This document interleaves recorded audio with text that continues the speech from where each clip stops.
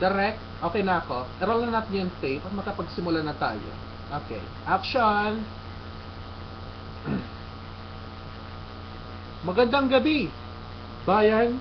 Ako na naman po ang inyong lingkod na si Kamahal. At nandito na naman tayo sa ating talakayan na pinamagathang Sumbong kay Kamahal. Before natin simulan ang ating talakayan, mga kaibigan, gusto ko lamang pong batiin ang ating mga taga-subaybay at ang ating mga tagapakinig mula sa Baguio City.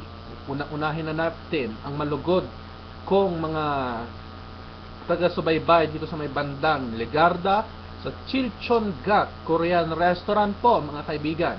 Kamusta kayo dyan? Magtrabaho naman kayo. Huwag naman puro tambay-tambay yan. Hindi ko kayo tatantanan. Especially po kay Oji, kay Tito, Elmer, at Lolo.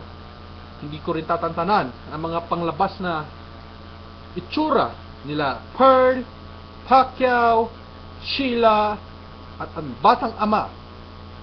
Binabati ko kayo dyan ng magandang gabi. Nandito. Sana magawa ninyo ng maayos ang mga trabaho ninyo dyan at huwag masyadong patambay-tambay, huwag masyadong nagte-text, maglinis-linis naman kayo kaunti ng mga dingding ninyo dyan para masyadong makita natin na malinis yan.